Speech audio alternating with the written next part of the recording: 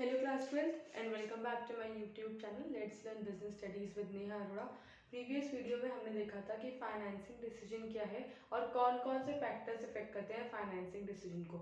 इस वीडियो में हम देखेंगे उसका second part, that is investment decision क्या है।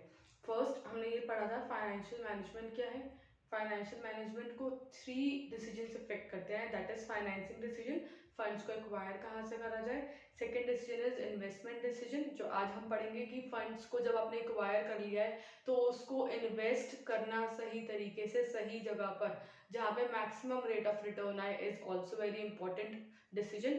फिर उसके बाद हम नेक्स्ट वीडियो में क्या पढ़ेंगे, डिविडेंड डिसीजन, कि जब हमने फाइनली इन्वेस्ट कर दिया तो ओनर को या फिर इन्वेस्टर को ऑब्वियसली प्रॉफिट आएगा, तो उस प्रॉफिट को किस तरीके से बांटा जाए, कितना ऑर्गेनाइजेशन के लिए रखा जाए एज अ रिटेन्ड अर्निंग और कितना as a dividend share holders में बांट दिया जाए या बांटा जाए या नहीं बांटा जाए, तो वो सारी चीजें हम नेक्स्ट वीडियो में देखेंगे। आज हम डिस्कस करेंगे investment decision. Let's start. Investment decision है क्या? बेसिकली इन्वेस्टमेंट डिसीजन क्या है? The investment decision relates how the firms funds are invested in different assets. जो फर्म के फंड्स हैं वो डिफरेंट एसेट्स में कैसे इन्वेस्ट करे गए हैं, जो अलग अलग एसेट्स हैं उसमें फर्म के जो फंड्स है, फंड्स मतलब जो फर्म का पैसा है वो कैसे इन्वेस्ट करा गया है, so that they are able to earn the highest possible return of their investors। investors का highest possible return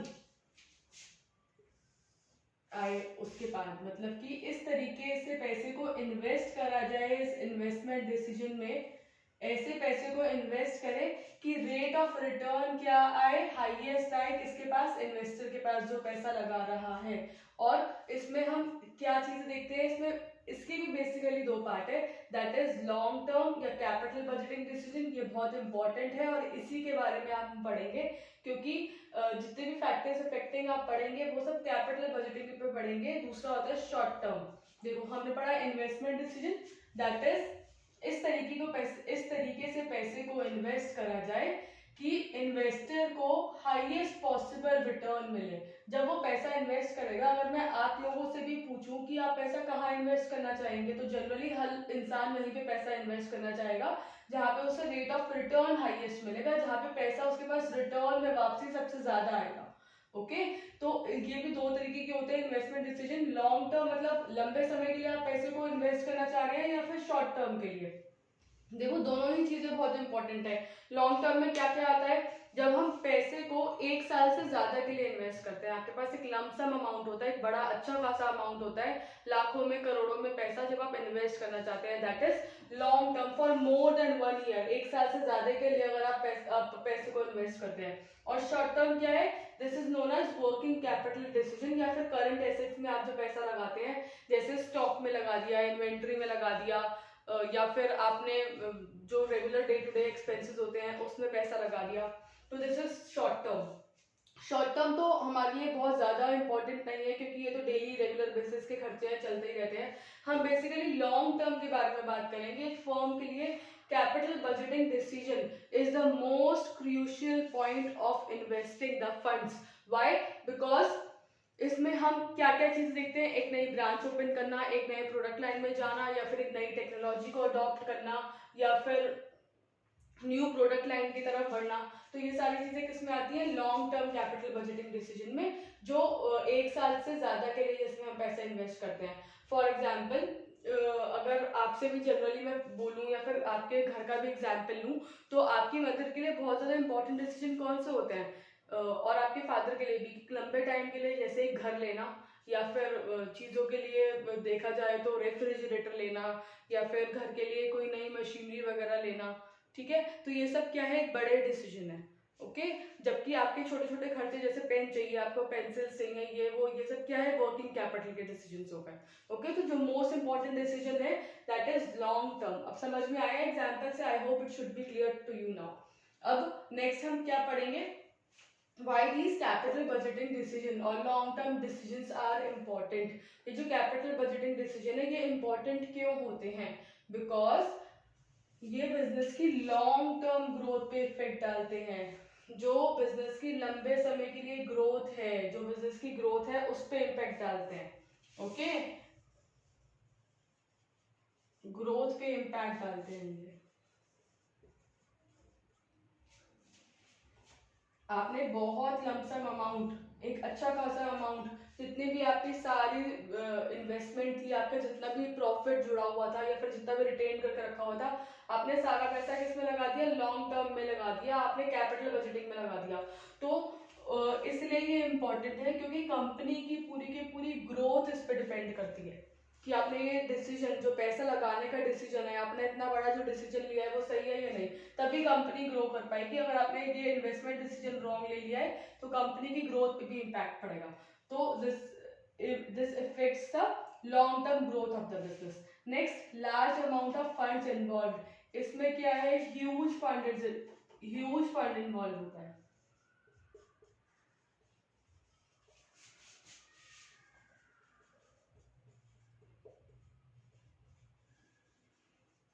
इसमें ह्यूज फंड या बहुत ज्यादा अमाउंट ऑफ पैसा इसमें इन्वॉल्व होता है। Next is risk involve. Obviously जब आप इतना हाई अमाउंट इन्वेस्ट कर रहे हैं बिजनेस में तो उसमें रिस्क भी हाई इन्वॉल्व होगा। आपने जितना भी आपके पास पैसा रखा था या फिर आपने बाहर से बोरो करा था, फाइनेंसिंग डिसीजन में हमने यही तो पढ़ा था कि बोरोड फंड या इक्विटी या ओनर खुद अपना पैसा लगा रहा है, उस पैसे को जब आपने लगाया इतने हाई रेट पे आपने लिया वहां पे इंटरेस्ट पे पैसा और आपने उसे लगाया, तो ऑब्वियसली रिस्क तो इन्वॉल्व होगा ही क्योंकि आपने एक अच्छे खासे अमाउंट को अपने बिजनेस पे लगाया है। Next is irreversible decision. This is very important point. Irreversible मतलब जिसे बदला नहीं जा सकता, आप उसे रिवर्स नहीं कर सकते।